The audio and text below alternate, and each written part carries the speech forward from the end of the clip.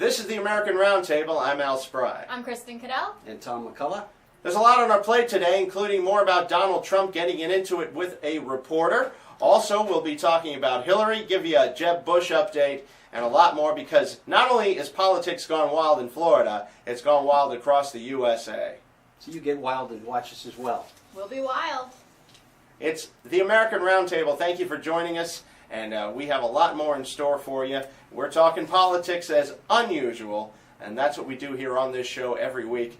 Glad to have you with us. Welcome back to the American Roundtable. I'm Al Spry. I'm Kristen Cadell. And Tom McCullough. Well, like I said, we have a lot to cover today. Let's start things off with something that we just love to talk about, and that, of course, is Donald Trump. Gotta love it. Donald Trump just got into it with a reporter from Univision. Now, there's a little history there, if you're not Just aware. a little. Donald Trump made a comment when he decided that he was running for president. Now, he basically said, I'm paraphrasing, that Mexicans send the worst of the worst to the U.S. Of course, this offended pretty much the entire Hispanic community in the United States, or a good portion of it. At least the people that kind of make things run, like Univision. So Univision was going to carry Trump's Miss USA pageant and said basically, up yours, Don, we're not doing it. So there's a little bit of rancor between Trump and Univision. Well, Univision sent a reporter named Jorge Ramos recently to talk to the Donald, and what happened? Well, the Donald wasn't having it. Donald said bye-bye. Yeah, well, because... But he put up a fight. Everybody was seated, and he was taking questions as they came at him. Ramos decides to stand up and get what I thought was a very aggressive position. It's like, these people don't matter, my questions matter, and you need to answer it right now.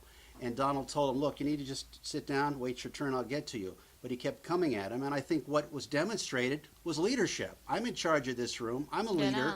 You need to sit down and be quiet, or you're going to be escorted out of the room, and that's what happened. But he had the floor, and he wasn't even really asking him any direct kind of question. He's just causing a stir. It's like, okay, we're all watching you, buddy. Why don't you say something There good? you go. I didn't hear anything good out of him. Well, because really he's more an immigration activist than a journalist to begin with. There's quite an agenda going there. Tell me more about that agenda with Jorge.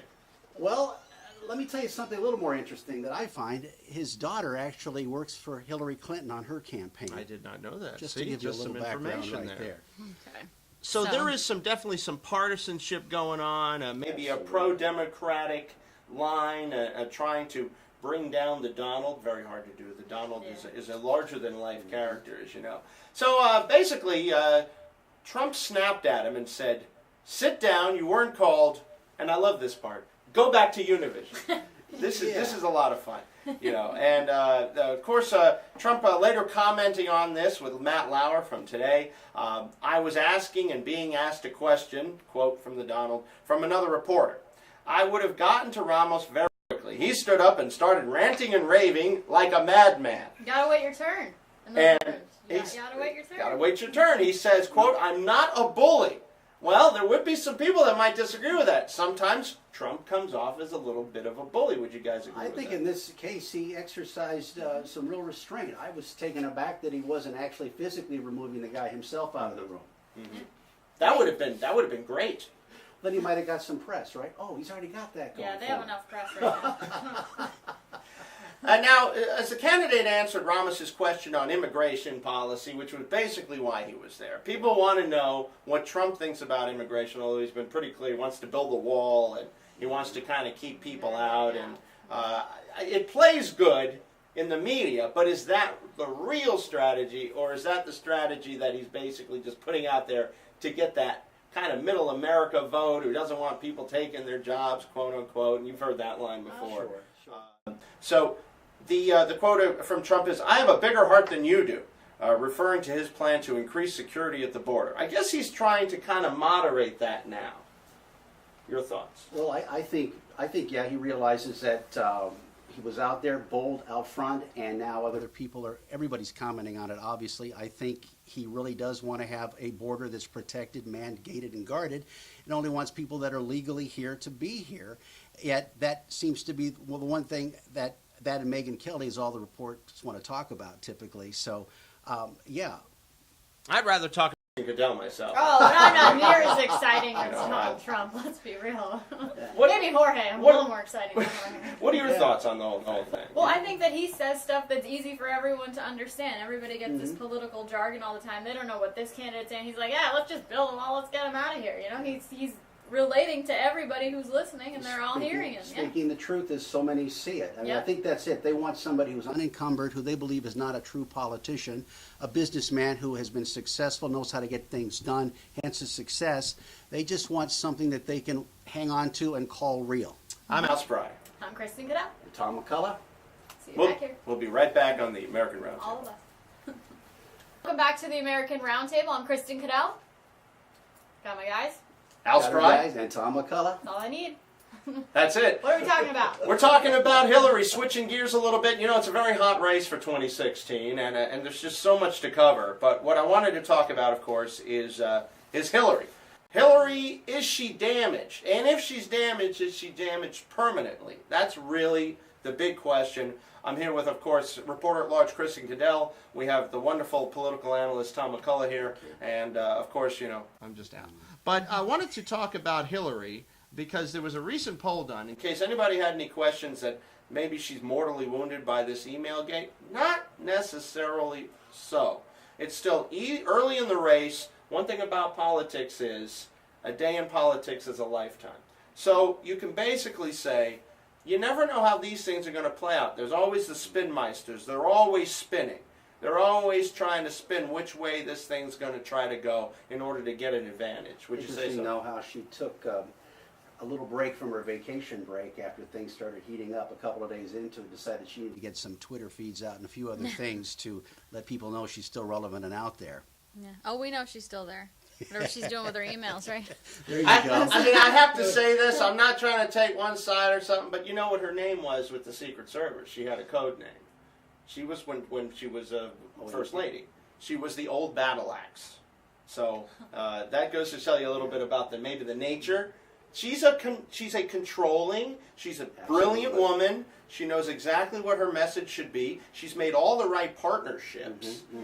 So really, she is still the woman to beat. Yeah. Let's talk about this poll. Okay, we have a poll from Suffolk University, which found that Mrs. Clinton has the support of 54% of likely Iowa caucus participants. Of course, Iowa being the touchstone where it sends it off into the race, and there we go. We start with Iowa, then we go to New Hampshire, and then we go on from there. Florida, of course, has moved up its position. Sure. It's much more important than it used to be. I believe it's third.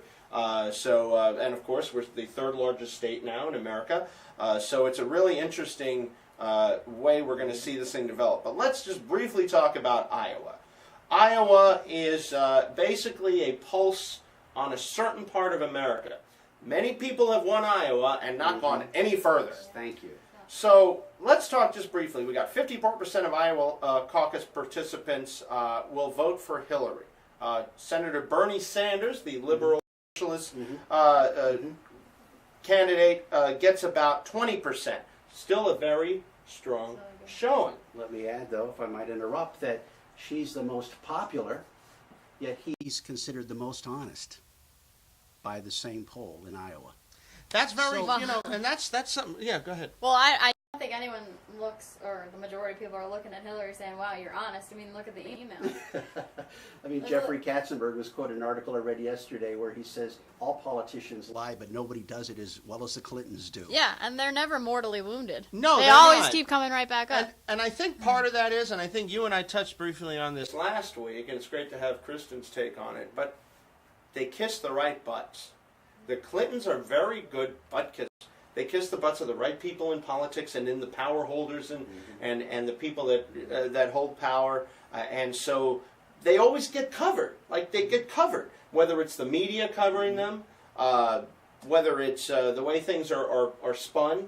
I always see them coming smelling out like a rose. We used to call Clinton the Teflon president. Right? Sure. She's got the Teflon, too. She doesn't have the charisma of a Bill Clinton. No. She's a little too. I can't. It's hard to describe. How would you describe her personality? No, I don't know.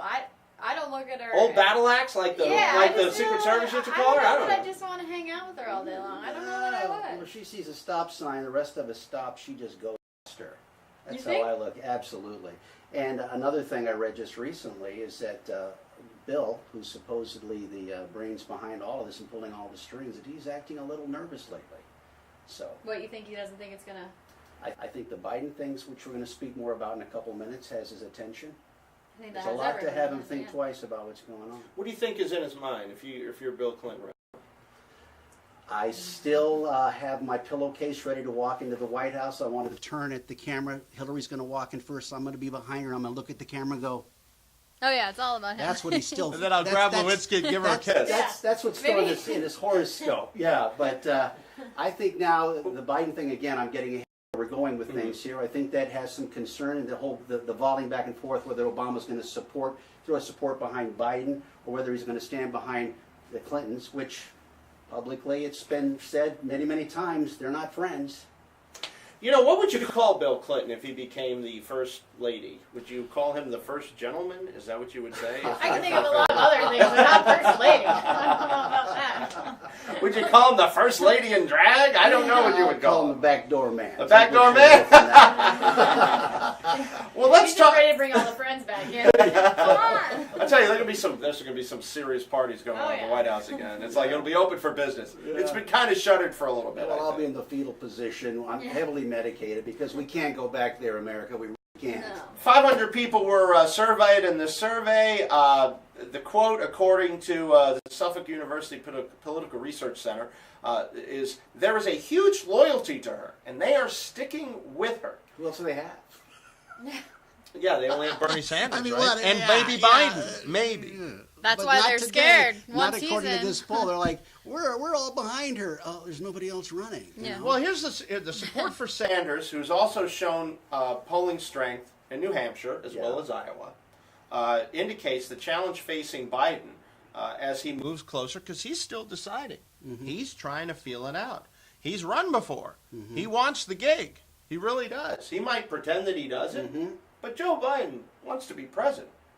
No doubt about it. That's how I say it. So they're looking at Mr. Biden, saying that the fact that he was not facing ethical questions might make him a more dangerous general election candidate than Mrs. Clinton, because they're going to come at her with both barrels. Your thoughts? Oh yeah, I think Biden's waiting until he pulls the trigger. I think he knows what he's going to do. Obviously, He's just waiting to test it all out, see what's gonna happen, and then he's gonna. When do you think he would do that? If he was gonna pull Probably the trigger? October. I think there's just too much little going more on. time, yeah. I think Couple he's more hoping that Donald Trump's plane might miss Yeah. a landing sometime, and that Hillary decides she's going to go home and be a grandmother and take up knitting. But the reality is, I think it's going to come to the point where in October he's going to have to say I'm in or I'm out, because he's got to get his money together and he's got to get Obama to come out front and say I'm with you. Well, it's well known up in D.C. that he's been reaching out to Democratic operatives, trying to test the waters a little bit. Right? It is a potential 2016 bid for him. He's not quite the happy warrior of bygone days, though, according to this information. He's mourning the loss of his eldest son, Beau, who succumbed to a brain tumor about 3 months ago. He's under intense pressure from the presidential hype he's helped stoke. He's more subdued. He's more on task. He's not as goofy, right? Because he's always kind of been goofy you don't Joe, hear much about him right now. right? Yeah. And he's occupying the political center stage for the first time since the promising open days of his doomed '88 campaign. So he's been in this business, this presidential running business, for quite a while. The thing about it is, he's engaging, but is he really serious? Remember, he's still mourning the loss of his son. So what do you think the odds are, Kristen Goodell, about him running? What do you think? What would you give from a 0 to 100? Oh, I don't know. I just think that As of right now. he's really got. If you're Biden and you're looking at Donald, I would be a little bit like, do I want to throw my card in the race? Because it seems like he's pretty, Yeah, pretty absolutely. popular. I think he's going to go in for the reasons you just addressed. He's been at it for a long time. I think he's always felt that was a chair he should be sitting in. I think he's been there. Obama's shadow, while they each tried to put their arm around each other first in front of the cameras because we're good old buddies. But I think it served him well, and what vice president doesn't want to be president? They sit there, they put in their time, and I can't see him not doing. Now, again, what is he, 75, 72? And the second 72. 72. So 4 years, Now, no problem.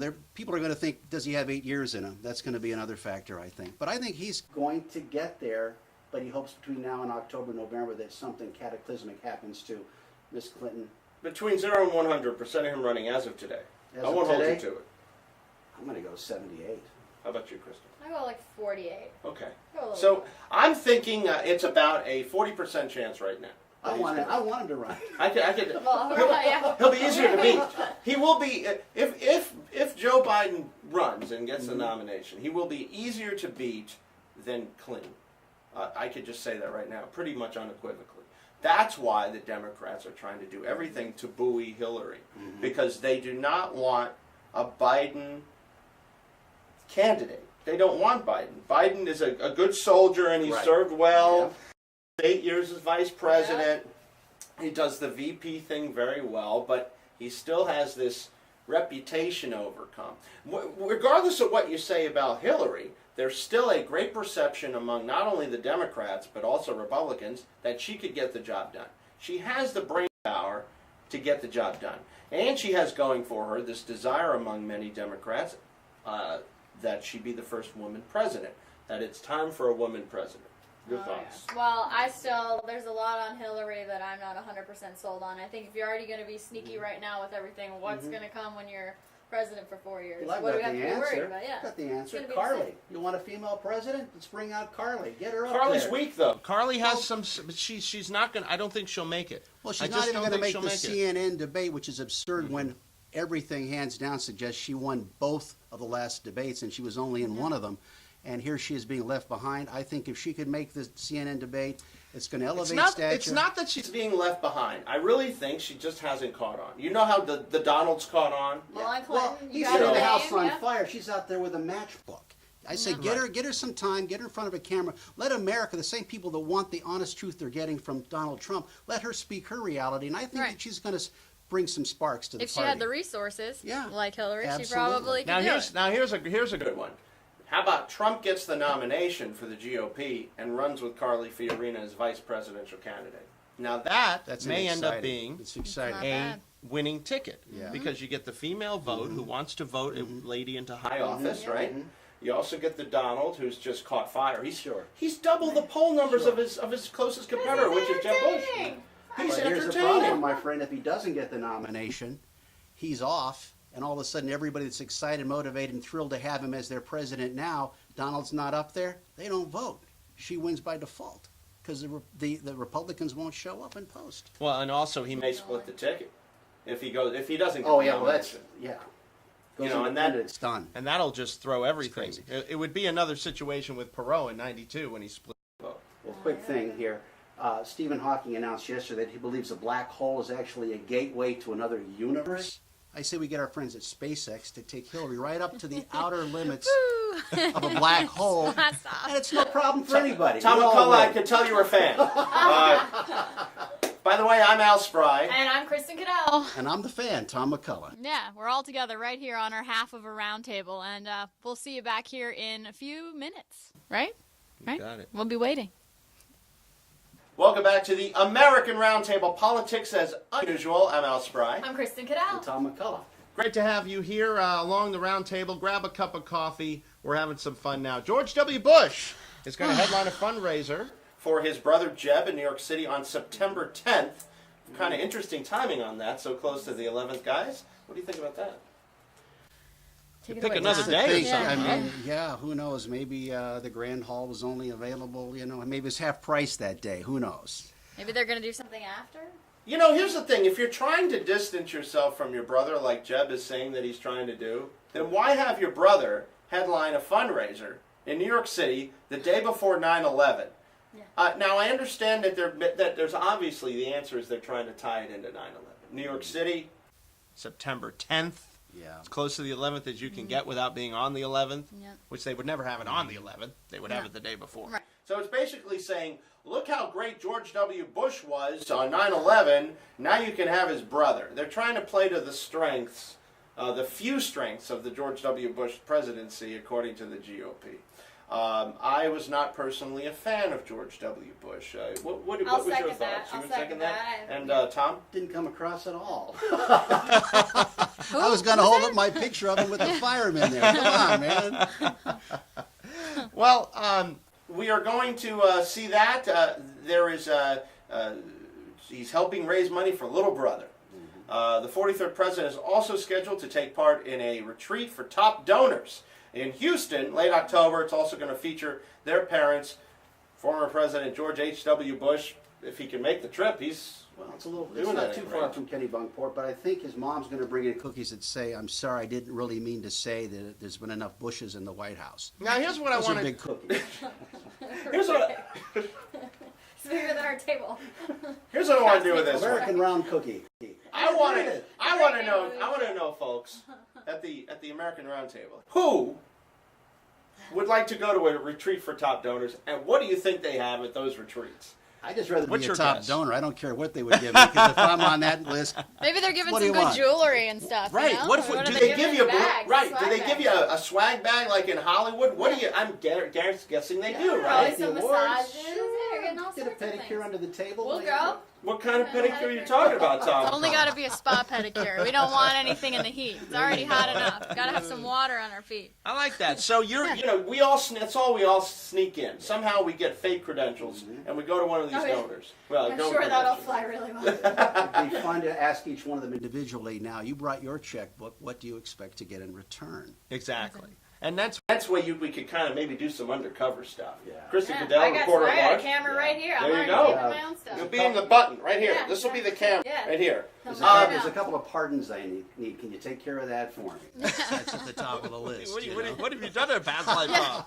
As long as we get the bags, the swag bags, I'm There fine. you go. Take me See, there. priorities. What would you, if your perfect swag bag, Kristen Goodell, what would you have in that bag? I don't Anything really in know that that bag. a perfect swag bag is going to come from one of the Bushes. But let's just say, let's just say, I'm being completely honest. Oh. let's just say it did. Let's just say you got a Picture of all the swag bag. grandkids. Yeah, What would you have? A Rolex in there? What would you have? Well, in that you know, swag I mean, bag? maybe something a little less Yeah? flashy. You go with Michael Kors. It doesn't have to be Okay. Rolex, but there should be a cookie in You there. must have read my mind. I wore my Michael Kors belt There today. you go. Yeah, Well, I just wanted Maybe to a little know that. miniature. My watch just broke, so. Miniature oil well, and then a small little Yeah. lobster. Yeah, they're not actually. Throw it all in there, right? Yeah. Oh, the oil well. That would be good.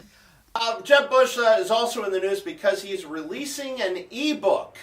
Now remember, E-book. candidates used to release books, right? When you get ready for a run, you release Yeah, a book. write a You book. tell them how great you are, how you're going to make the country better. Of course, nothing ever happens and nothing ever changes. But it sounds good. But I don't know, are printing costs going up? Why? Well, now an e-book. You don't even get a regular book anymore when you run for And the Let me name, say- president. reply all. Let me say What? something. Go ahead. Reply all. What is he trying to say? So he named the book Reply All so that everybody would read it and reply all? I don't understand. So it was all one and the same? There's Is no it- other yeah. name. Is it supposed to be about the Hillary email thing? Is that what he's saying? Well, reply how long all? is or- it? Like, how long of an email do you have to read the book? Well, let's talk about it. The ebook is about his governor. It goes on sale, pre-sale at Amazon this week. All the His hurricanes. campaign shared a chapter from 2004, a year dominated by hurricanes that profoundly tested the state and Bush's leadership skills. Now, I will say this. Jeb Bush did a good job as governor of Florida. I thought he came to the fore in 2004 during the hurricane season, which we were all here for. And so I will say that is good. Personally speaking, another Bush, not really that exciting to me. I'm more of a Donald guy right now. Let me say something exciting, Yeah. if I might interrupt Please. you, regarding Jeb. I thought he did something that was uniquely out of character, but it spoke to me this past week when they were discussing the anchor baby situation. Yeah, what is And that? What is an everybody anchor baby? Anchor baby is generally the description for people that are illegal that have a baby here. Some people come here for a day, have a baby, and it's automatically a U.S. citizen, which the government then supports for about the next 80 years. Right. It's looked at as a not so positive description. So it of gives you an that. anchor into staying in the Yeah, country. But there's a lot of confusion about that, and I think some legal scholars need to spend a whole lot more time going back to the framers of the Constitution and what they wrote, because my understanding and interpretation that I'm very comfortable with is that if you are here legally, and I don't mean as an American citizen, but if you're here on a visa, you're here under any legal status whatsoever, and you happen to have a child, that child is then born as an American citizen. That's been taken, abused, distorted, manipulated to now there are groups of people that have arranged trips to the United States for pregnant women that come here for a period of a week or two, where there's a birthing center waiting for them so they can have that child that becomes that automatic U.S. citizen, which is in fact the anchor in the U.S., and they're on the other end of it, a much easier, simpler path to access to this country. So And what he said yes. when he was charged with the, how dare you use that term, anchor baby, and they started piling it on him, he said, time out here. Time out.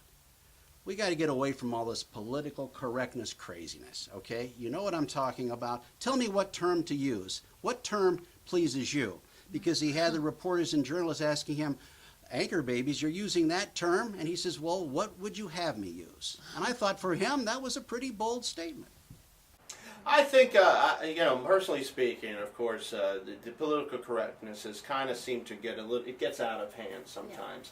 Yeah. I think it's used as a bully stick by certain groups, Absolutely. and they bully people into submission. Mm-hmm. So what you do is you accuse somebody of being politically incorrect. You accuse somebody of being racist or sexist, even when they're not trying to be. Right. And therefore, they're going to go along with you. They're going to be all apologetic, and they're going to cower, and they're not going to, they're not going to be able to even put forth what they were trying to talk about in the first place because they're being bullied down. Right. Absolutely. Well, So that's why Donald's so great, because he's just like, whatever. That's right. Shut up. Here's how I don't I like see you. it. Get out. Right. And now Jeb Bush is being the Donald. You notice Yeah, that? that's That's right. why he called It's them not on gonna it. work. He should just let him. You know what? If we're going to draw a direct link from Jeb to Donald and give him credit for that, I say he's paying attention and good for him. He is. Jeb Bush is paying attention. He's very astute. He comes from a very astute and well-connected family. You know how the Clintons kiss the right butts? So do the Bushes. And guess what? They're the same butts. Believe it or not. I want to talk a little bit more about this ebook. Here's a quote. Every day when I see you at a 9 a.m. conference on TV, I wish I could reach through the screen and give you a big hug. This is from a woman who wrote on 2004, showing the leadership, obviously showing that he's ready to take charge of the whole So he's country. just tooting his own horn. He is, of course. Of course. I mean, what is he going to have us say anything else? And I was holding up his book yesterday in the press conference. How many years ago was that written? The picture doesn't even look like him on it. But But at least it's a book. brand. When these candidates do their stuff, they're branding themselves. It's like Clorox or Tide, or McDonald's, and so that's exactly what they are. These are branded candidates. They all basically say the same thing. Who's the But no one most has to be memorable memorable. candidates? There's Because two, when you get to the one on polls, each side. Who's on the course. They're only report? going to remember. Who's the most memorable candidates? There's two, one on each side. It's you Hillary. gotta We say have it. to say that That's it. name. We don't even want to say it. They are the most memorable candidates.